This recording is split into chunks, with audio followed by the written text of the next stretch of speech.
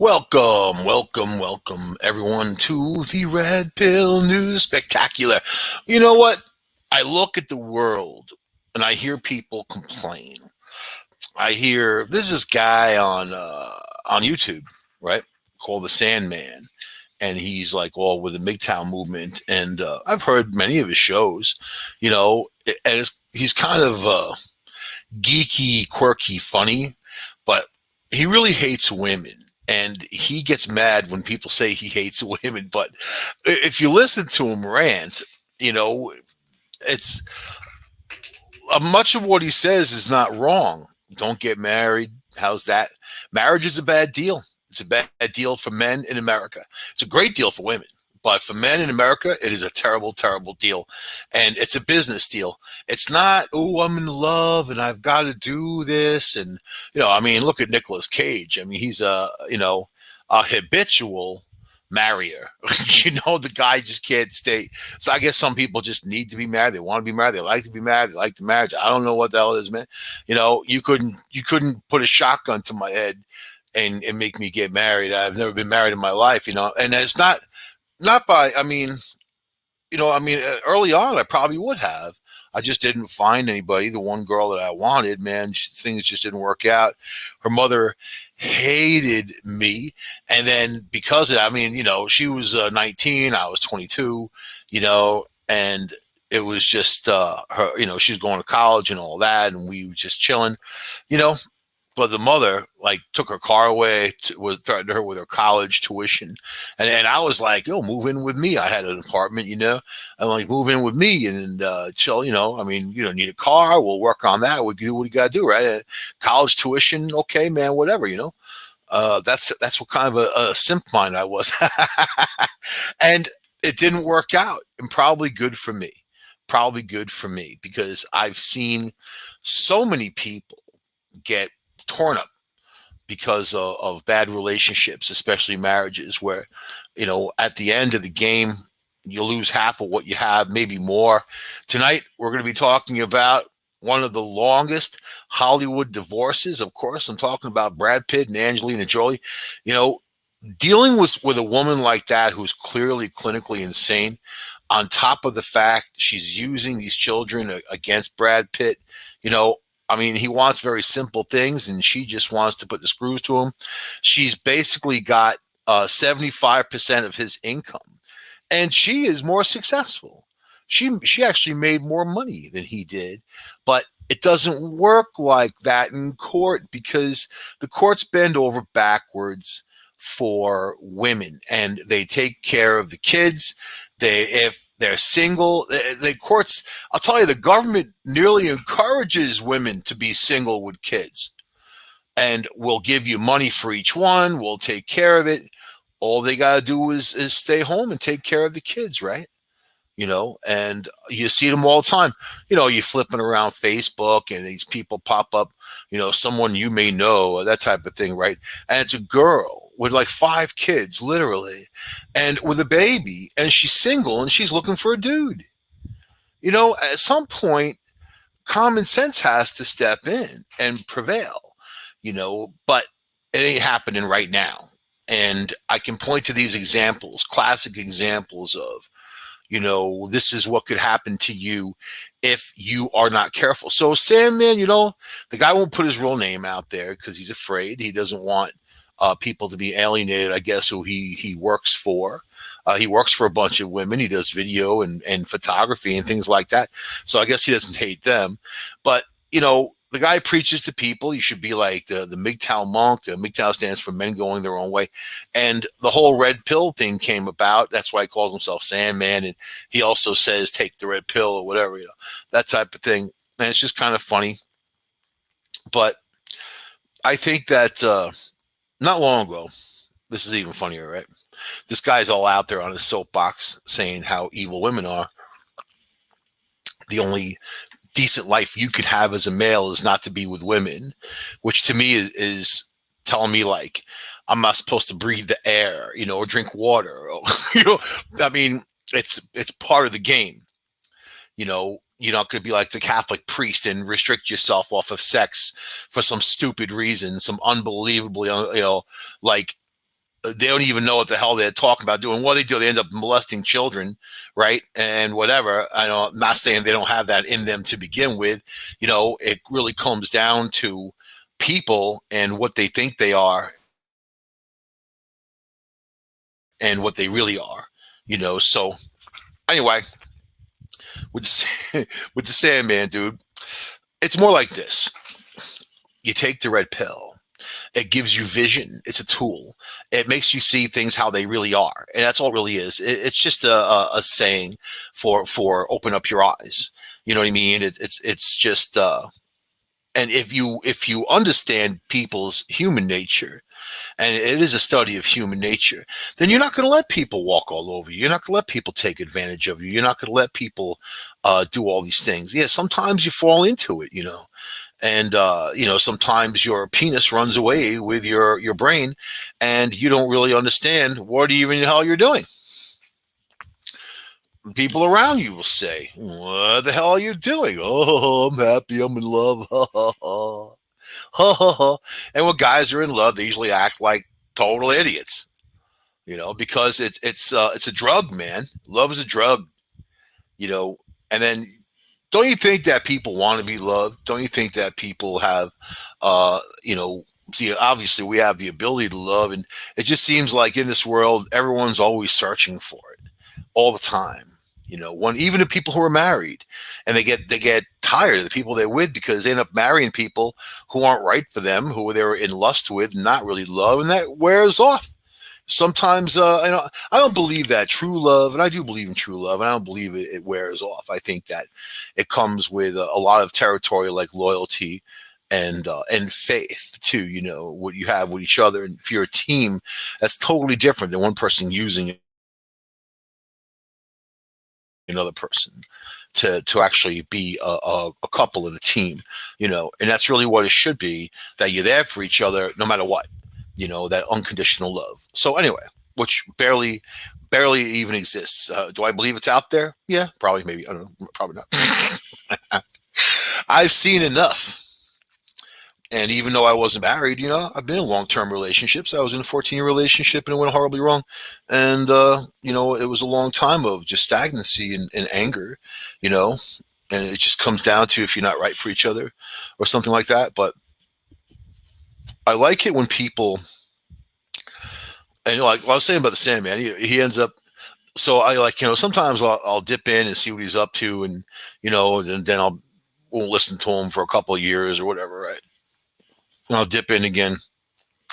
I dipped in not that long ago, like, a year ago, whatever it was. And he completely did an about face and changed his tune. And I'm like, what happened to this dude? And I automatically knew what happened to him. It was a rhetorical question that I asked myself. I knew that he got into involved. He was pussy drunk. He got into involved in a relationship. He got into a point where, he was over his head, so to speak. And this, he said, even the girl was controlling his content and telling him what to say. And he was, oh, okay, I'll do that too. Ah. So the big Sandman, the guy who's on his soapbox talking how horrible and evil and what monsters women are, and that their DNA is flawed and they're messed up and whatever, right there is doing the same thing. He's pulling a Prince Harry, or Brad Pitt. He's right there. Then afterwards, they break up. He goes back into reality and takes the red pill yet again from his blue pill state of mind, and then feels like a horse's ass and ends up apologizing to all of his people who listen to him on the radio. And there used to be a lot of people that listened to this dude, and it's really throttled down since. I think that episode made a lot of people, I watch Harry Potter, right? Right there at the end where he's fighting that Voldemort, the final movie, the culmination, blah, blah, blah. And then, Voldemort thought he had all the control in the world. And then they thought Harry Potter was dead. And then boom. It's kind of funny all the while, like this most powerful wizard in the world couldn't defeat this kid. You know what I mean? Like, that's just kind of stupid. But anyway, then Harry Potter's alive, and all the Voldemort's people like take off. They're like, that's what happened with Sandman. People took off. They were gone. They don't want. They don't believe in it. But it's like this. Every one of us have been pussy drunk at one time or another. Even if you're gay, it don't matter what the hell you are. All of us have been pussy drunk at one time or another. And usually you have some great family member or some great friend or anybody just smack you and say, hey, you idiot, you're pussy drunk. You got to wake up. You got to sober up and see what's going on. But if it's an honest, and yeah, man, there's women that'll take advantage of you. There's men that'll take advantage of you, but that's not the person you want. You don't want to be with someone who takes advantage of you. You want to be with somebody who cares about your well-being, that when they say things, it comes from a state of encouragement, not criticism. They don't start off with, what your problem is, what you should do. It really comes down to you're your own individual. You were fine as wine before you met that person. Then they got to look into you and say, well, you're flawed. There's things about you that I want to change because I don't like these things about it. That's one thing if you're some raging alcoholic or some drug addict or something like that, where you have some problem, some serious problem. But it's another thing if they just don't like the things that you do, or basically they don't want you to have freedom. They don't really want you to run out and do your thing, especially with your friends, because they want to take up that time. A real woman wouldn't do that to you. A real woman would understand that people need you. She needs her time. You need your time, right? You don't have to spend every waking moment with each other. You know what? When you do that, it becomes unbelievably like that. Except way worse. I wouldn't do it because I want to blast your ears out, man, from that painful, gut-wrenching, from the depths of hell scream being in that type of situation. So,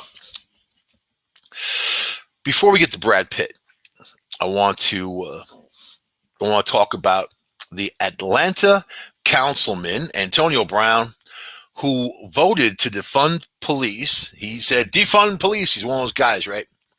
Had his car stolen, right? Which is kind of funny. So, but what's interesting is what this guy states is the problem with race in America. What the things that he says, and it comes from his position of a bleeding heart. And you have to be realistic. Realistic. So, all right, let me read this in. An Atlanta mayoral candidate who voted to defund millions of dollars from the local police department's budget reportedly had his car stolen by a group of young thieves this week and wound up thanking the cops for the help.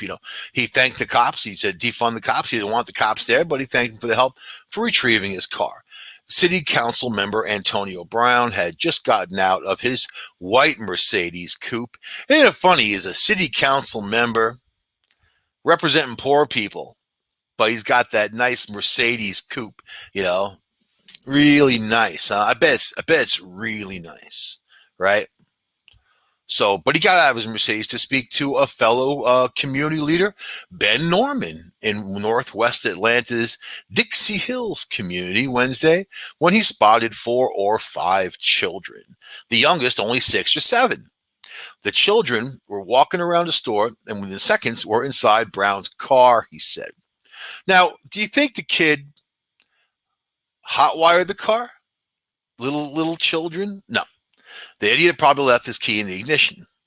So there's your first thing about a moron who says defund the police when they leave their keys. And I'm guessing at this,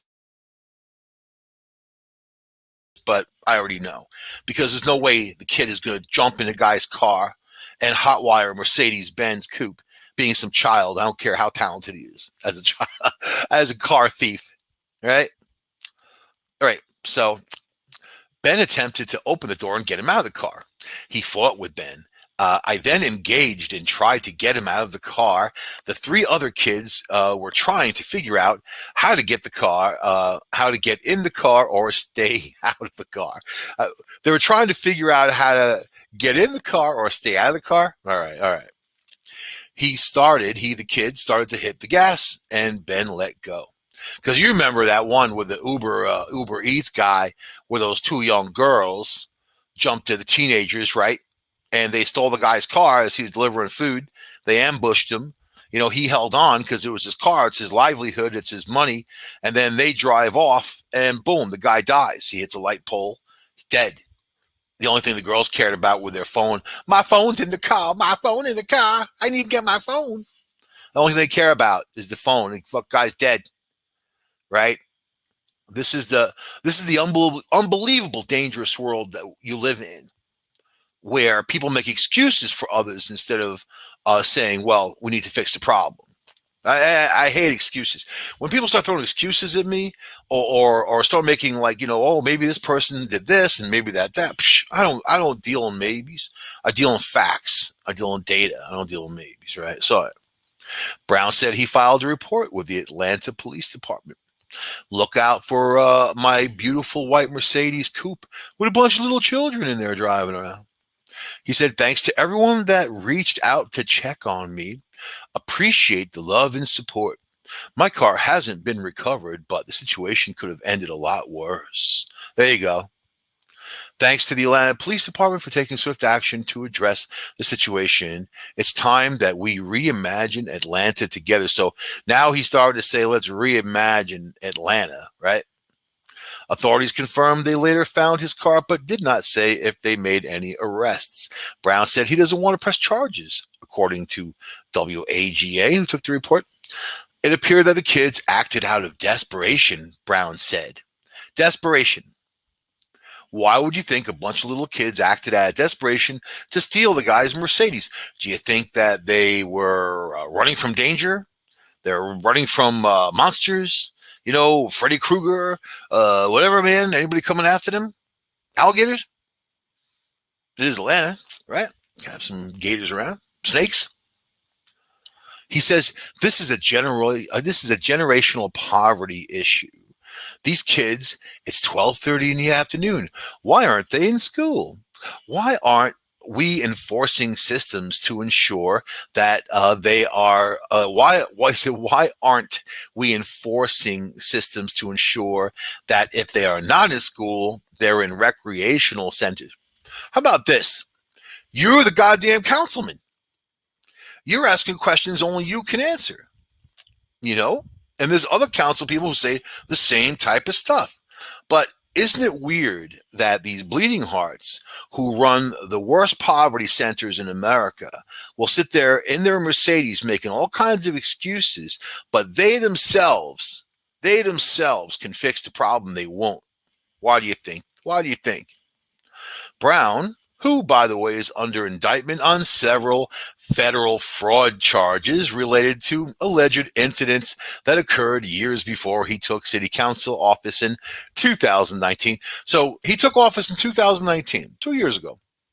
Here he is at the same time being under federal fraud charges, several of them, but he got in office anyway, right? He's driving a beautiful white Mercedes coupe. That ain't cheap. So he launched his mayoral run on the platform of reimagining public safety and the policing in Atlanta. The criminal doesn't like the cops. Really? The criminal doesn't like the police. Man, back in my day, down on Long Island in the city, I used to be protester. I'd do stuff. Cops would crack our heads open. I hated them. It maced us. One cop drove his police motorcycle into me. Another one walked a police horse into me, into other people too. I knew what they were capable of. One of them hit me in the back. I was walking up 41st Street, and I was passing this cop on the street, and I didn't even say a word, didn't even fart. And he was like, "What'd you say to me?" Excuse me, I didn't say anything. I didn't even think he was talking to me, even though we were the only two people there. He had me get up against this brick wall, and then he's like talking all this crap. You better watch what you say. I didn't say it. He must have heard voices in his head. And he took his billy club and cracked me across my back and dropped me to my knees. I never trusted another police officer after that. Never, never. But at the same time, I know that they need to be out there, right? They need to be out there. Otherwise, it's going to become mob rule. Whoever has the biggest mob and most guns, who rules. When people preach anarchy, that's what they're talking about. They think anarchy is all free will. You just go out there and live your life. No, because you're always going to have bad people doing bad things, which is why you need a balance. This guy is a criminal. He's a criminal, and he hates the police. He's a criminal driving in a white Mercedes, and he hates police. He's a criminal driving in a white Mercedes who hates police, who makes excuses for little criminals. Those kids probably had his heart. He probably was so fond of them. Oh, I remember the first time I was 7 and stole a car. It was so much fun. Oh, little kids. It's generational problem. Generational racism. Is it? There's institutional racism in America. There has been, there will always be, because people get used. Used.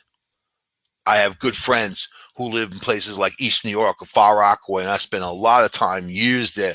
You wouldn't believe the stuff that goes on in those neighborhoods under these same type of politicians, the bleeding hearts that they talk all kinds of crap, but they never do anything. And those people don't ever live any better. The people who live there don't live any better unless they can move out of there, which is nearly impossible. So, Mr. City Councilman, right? So, he was one of 7 council members who voted in support of an ordinance to withhold $73 million from Atlanta Police Department's budget until Mayor Keisha Lance Bottoms' administration drafted a plan to reinvent the city's culture of policing, the report said. The ordinance came in a wake of numerous demonstrations nationwide following the deaths of multiple black people at the hands of police officers. It was narrowly voted down, according to the report, right?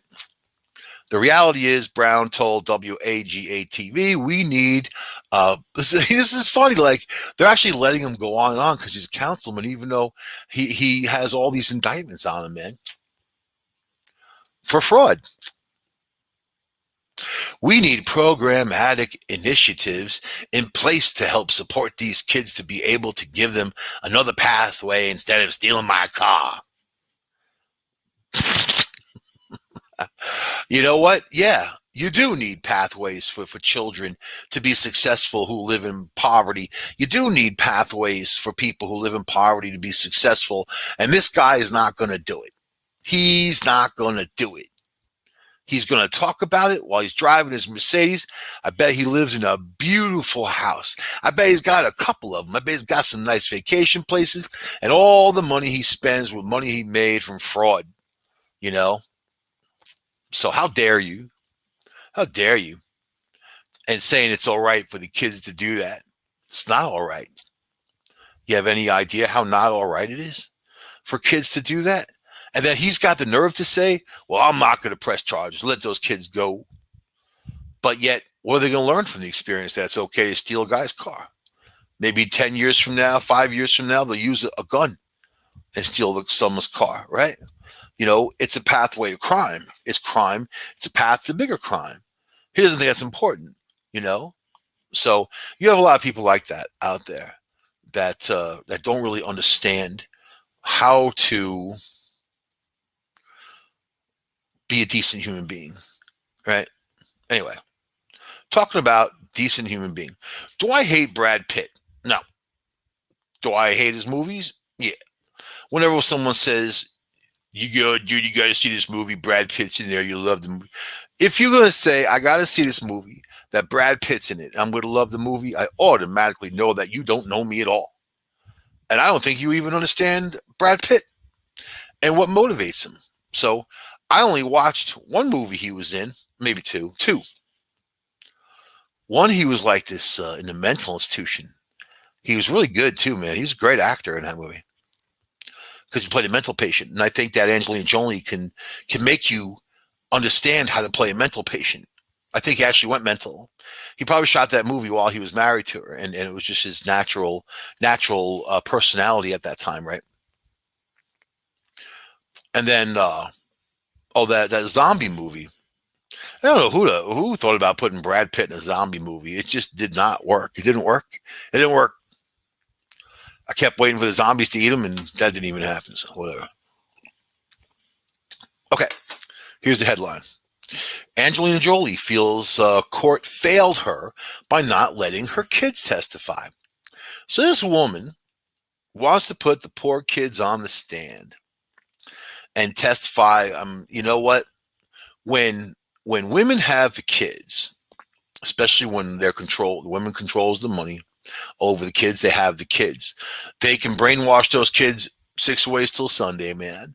The typical is when a couple splits up, and if the woman has the kids, she tells the kids to hate the father, that he's a bum, he's a low life, he's this, he's that, even though the guy's mainly supporting the whole family, right? A lot of these women don't even go out and get a job. The guy's got to work his ass off. I can name people that I know this happened to that were in family court and going back to court again.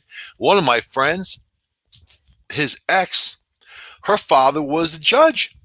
And then the judge that they had was his protege. Now, I would have been like, okay, this guy's got to recuse himself because obviously he's not qualified to be the judge in this case. Nope, didn't happen. That's how much power they have, these judges. Much power, right? So this woman even said that she wanted to see him dead. Dead. The judge said, you know what's going to make you happy? She said, I want to see him dead. I want him to die. And the judge let that go. That's okay, right? So this dude, my friend, paid her all kinds of money and alimony, child support. She kept his 2 kids, trying to brainwash them the whole time. The only thing he wanted to do is spend time with his kids. That's like the most important thing to him. She just kept playing the game. Not meeting on time and whatever. And, there'd be times that he didn't see his kids for months because she would play the game. She started dating some dude who was into drugs. And then when my friend went over to pick his kids up one time, the guy got into a fight with him. He had to leave because he didn't want that to happen in front of his kids. So she used the love that he had for his kids against him and against the kids. So he's paying her all this money and alimony and whatever. She's supposed to also be paying the mortgage on the house. She didn't. Let it go in arrears for a couple of years. The bank called up to him and said, hey, we're going to kick your ex and her kids out in the street if you don't pay. This guy had to leave the apartment that he had, nice apartment that he loved, just place that because he was looking for a long time, and go into some rat hole and this is Long Island, man, where rents aren't cheap, go into some rat hole and have to deal with that just to pay the mortgage down. He had to do the fast dance and make a deal. This is the strife of man. This is just one story out of millions and millions. And so Brad Pitt,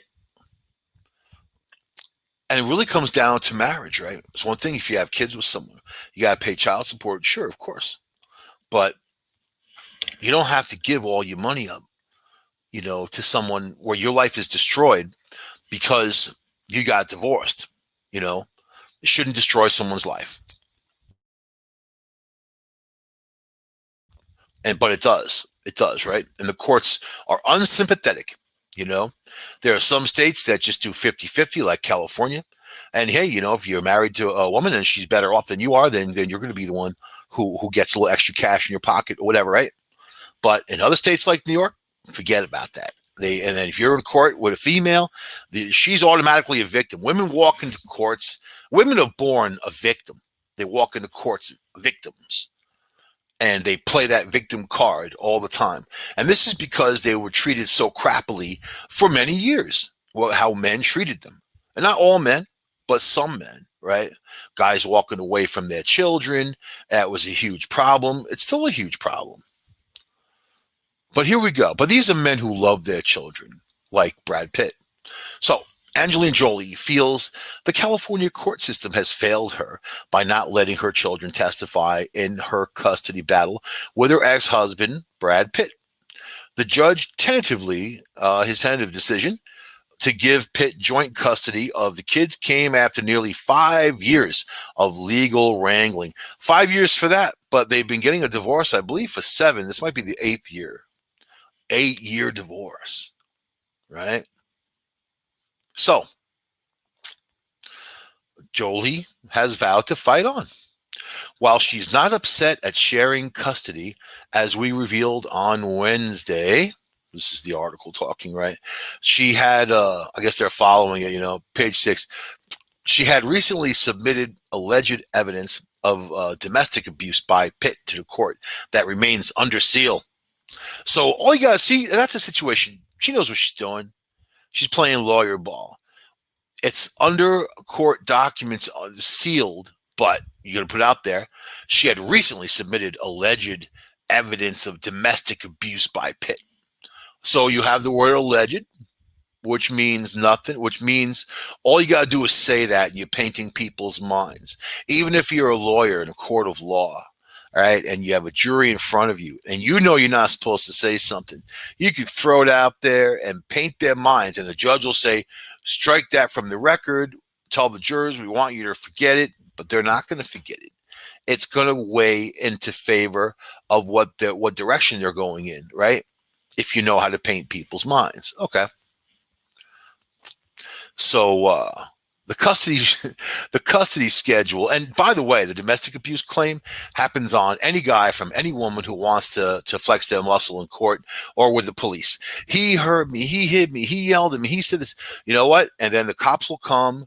Oh, he has guns in the house, They'll take your guns. They'll take you out of the house. They'll say to the guy, even if the woman hits the guy, they'll say to the guy, is there a place that you can go tonight? Well, she hit me. Why doesn't she go somewhere? It's not the way it works, right? So the custody schedule was always determined by the court. A source familiar with the situation said, it's sad that Brad's people are gloating about a potential win when beating a system that exists to protect families and children from issues that harm their well-being is not something to brag about. Isn't it funny how this was said by a friend, not his friend, sounds like her friend, a source familiar with the situation. Yeah, it was Angelina Jolie. It was her publicist. You know, Ugh, she's creepy, man. She really is creepy. I mean, in terms of even her own father says that she's completely nuts. So and she grew up in the royal, Hollywood family. So anyway, the heart of this dispute has not been about keeping the children apart from their father. It's been Angelina asking for care for her family, the source added. Okay, not about keeping the kids from him, but about care for her family. Her motivations have never, ever, never, never, never, ever been to deny the children a relationship with their father. We're told Jolie is primarily upset that Judge John Outerkirk declined to let her and Pitt's 6 kids testify in court. 2 of them are theirs, 4 of them are adopted, right? The actress, 45 years old. Really? She's 45? Man, I thought she was much older. I thought she was older than me. I thought she was in her mid-50s. That's funny. She hit the wall, boy. The actress, 45, last year made a legal bid to have the judge who officiated her marriage to Pitt in 2014 throw off the case. So the judge married them. Now the same judge is coming up with like, okay, yeah, he's allowed to see his kids. She's currently awaiting a decision from the appellate court, which could mean Judge Outerkirk's decision could be voided. The source insisted that Jolie never wants other families to go through what she did, adding, this system is at fault, and Angelina is focused on fighting a system that does not take into account the full set of issues that her family and other families in the situation. She's working hard to ensure that other families don't go through her experience. Isn't that funny?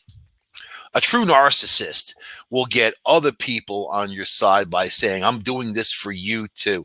I'm helping you. We're doing this together, all of us. They want you to join them to fight their stupid battle, right? And they themselves know that this is the most selfish woman that's on the planet, and she's thinking about other people.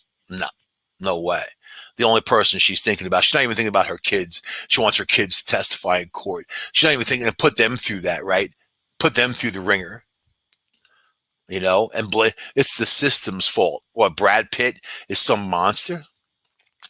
However, other sources pointed out that Judge Outerkirk made his decision last week following hours of testimony from child services staffers, therapists, and other professionals, all of who had spoken to the Jolie Pitt children. So, the system. You have therapists, you have other professionals, whatever that is. You have child service staffers, right? CPS type of people, all interviewing the kids. And they take them apart.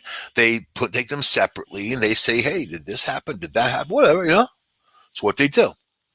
An insider familiar with the divorce told Page Six that Pitt's ultimate aim was always just to spend more time with his children. That's it. To make sure they're happy, healthy, and cared for. This is what Brad Pitt wants for his kids. Adding that the actor, who is 57, is being careful not to celebrate as it's still a tentative ruling. He's celebrating being able to see his kids. It's not about money. It's not about land or power. Power taken away from her. And I often wonder how much time she really spends with her kids since she's out there making movies and on the circuit and traveling around the world, right? They got nannies taking care of the kids. So I believe she treats these children like possessions, which there are women that do that, and they use their kids as for leverage for all kinds of stuff in life. You know what I mean? But the experts said that there's no issue, right? And at the end of the day, it was Angelina Jolie who was found not to be credible by all of these people. So all these people said she's lying. When they say that you're not credible, that's a really fancy word. Like if you're rich, they say, well, the things they're saying aren't credible. If you're poor, they say you're a horrible liar. You're full of it. Not found to be credible. Okay. She thought there would be charges brought against Brad after the plane incident. She dropped her lawyer. You know what? You know what the plane incident was? So they had this kid that they adopted, one of these Asian kid, and he was a handful. The most out there, off the wall, always causing problems, causing problems for the people in the airport, whatever. So Brad Pitt grabbed him on the air. They're on the runway trying to get into their private plane, and the kid's going nuts, running around, and it's dangerous. He grabs him, and he's like, "You stop it. Get in that plane," like any father would. Like any father would. A lot of fathers would have picked his ass up and put him in that plane, right? Most of you fathers don't have a personal airplane, a private jet, but you put him in that Hyundai. You get him in that Ford. Get him in the back of that station wagon. Right? And she called the FBI on him months later or years, when they start getting divorced. She turned him into the FBI and the Port Authority, saying it was an international incident since it was an international airport. This is the woman. All women want to put their ex-boyfriends or husbands in jail. Every last one of them. Unless you really have a good relationship with them, which is unlikely. They want you to go to jail. They call the cops on you. My ex called the cops on me. How many years ago was it? She was on Long Island. I was upstate, right? I went to go see my friend Will, and we hung out. And it was Valentine's Day. So she had found this girl's, like, I had a cell phone that was for my business, and she had gone through it and found, I texted this girl who was a friend, right? And so she and I were having a lot of problems at that time. And this girl sends me a picture of herself in a bra, she's a friend, and, she knows I was interested with her, obviously. I was on the way to get my car washed. I was on the way to wash the car, and she sends me this picture. I'm like, whoa. And we're texting back and forth, all that. That's what happened, right? Nothing else happened besides that. Been friends with a girl for multiple years, still to this day. So Valentine's Day, I go see my friend Will. We're hanging out, and just watching some stupid movie. And then I'm like, all right, I go to a store. I go to the store. Well, first I'm driving there, and then this girl Sarah calls me, And then she starts talking to me, asking me all these weird questions. Do you love me? Like, I love you. I love you as a friend. That type of stuff, right? Like, it was weird, you know? So all of a sudden, as I'm talking to her, all happy, you know what I mean? I hear this other voice cut in like a knife through my heart. And it was my ex, and she was on the phone. They freewayed me. Like, she had called, and my ex is a very mentally powerful person. She was in sales. She knows how to manipulate people very easily, happily, joyfully. She had called this girl and told her all kinds of crap. And then, of course, Sarah was like, what the hell's going on? And that, like that, right? They ambushed me, man. So I just hung up. And I continued on my path of going to the store. And so I go to the store. It was a Walmart. That's when I shopped in Walmart. And I'm like, I parked in front. I was walking in. And this police car goes by. And I thought I heard my name over the police radio. And the cop is laughing. He's laughing. I'm like, this is weird. And I walk right past him. Go inside the store, come out. And so then my ex calls me. She's like, yeah, tell me all this stuff. She's like, how come the cops haven't arrested you yet? I'm like, for what? Well, I told them that you had drugs on you and all this other stuff, which I didn't, right? Bold-faced lie. So I said, what happened? And then I guess she called the precinct up in Ithaca and said these things. And the cop said, did you see him do the drugs? And she said, no. And he's like, where are you? She's like, on Long Island. And then that's why that cop was laughing. But it's not funny because she tried getting me in trouble with the police for no reason. Nothing. Because she was mad. Because things weren't good. And things weren't good because of that. You know what I mean? So anyway, look at the situation. She thought that there would be charges brought against Brad after the plane incident. So the system's broken because the system won't be on its knees. Oh, yeah. So she dropped her lawyer, Laura Wasser, and claimed that Brad owed her millions in support, which is untrue. Another lie. So the woman, Angelina Jolie, like a lot of people, are liars. Jolie has frequently taken her kids on the red carpet and out in full glare of the cameras. They were seen all posing with her sans Maddox, who was studying at Yonsei University in Seoul, South Korea, during the premiere of, Maleficent, Mistress of Evil. You think she actually had to stretch her personality to play that role, Mistress of Evil? You think that's just totally Angelina Jolie, right? I've never seen those movies. I've only seen parts of it. It gives me a horrible feeling in my stomach just to even see her for some reason. So yeah. She then included the kids in a glossy cover story and photo shoot for British Vogue entitled At Home with Angelina Jolie, which captured her and her kids at the estate formerly owned by the Hollywood legend Cecil B. DeMille. Her house in Los Feliz, California. Jolie bought the property for $24.5 million in 2017. The source alleged that the Tomb Raider star has used the kids as tools through the court process, adding Brad has never referenced his kids apart from thanking them in his Oscar speech. Reps for both Jolie and Pitt declined to comment. So you see, this is where one of the most powerful guys in the world in show business, Brad Pitt, the crap that he has to go through. There you go, right? Will Smith, another guy. Will Smith one time said he wanted to be so famous that no woman would ever, no wife of his would ever cheat on him.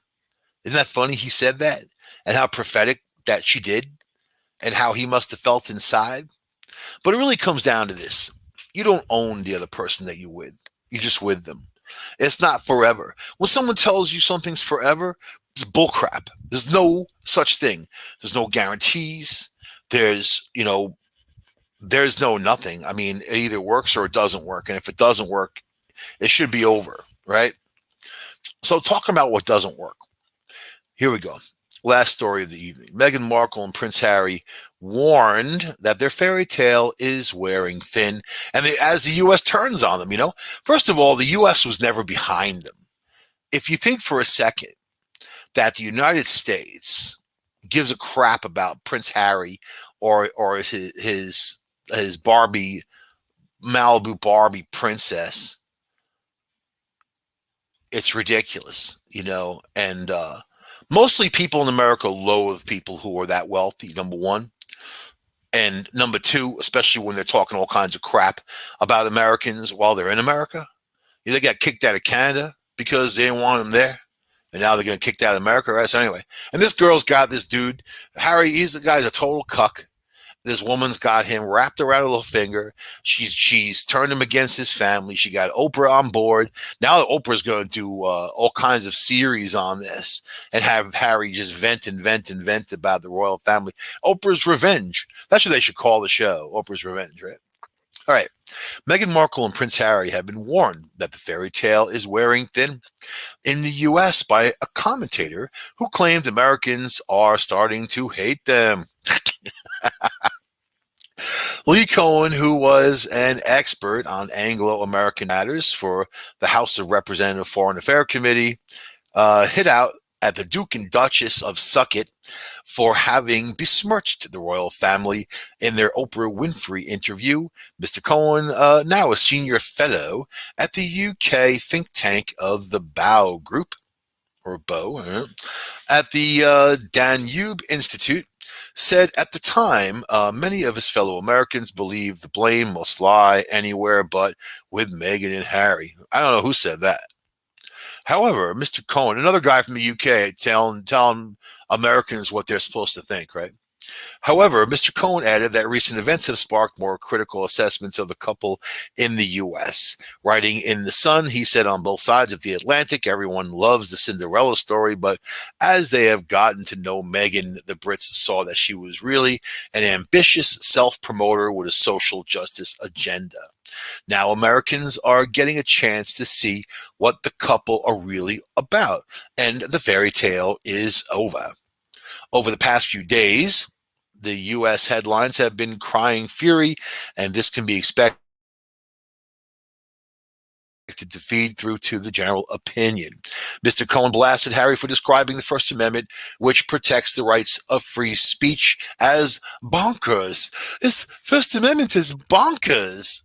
How dare people have the right to free speech? In my country, we cut their kneecaps off if they say anything. Only the royal family has the right to free speech. They're bonkers. Bonkers. This guy is pussy drunk like anybody, worse than anybody's ever seen in my life. And we're bonkers because we have free speech. And I was able to say that. I was able to say that in this great country.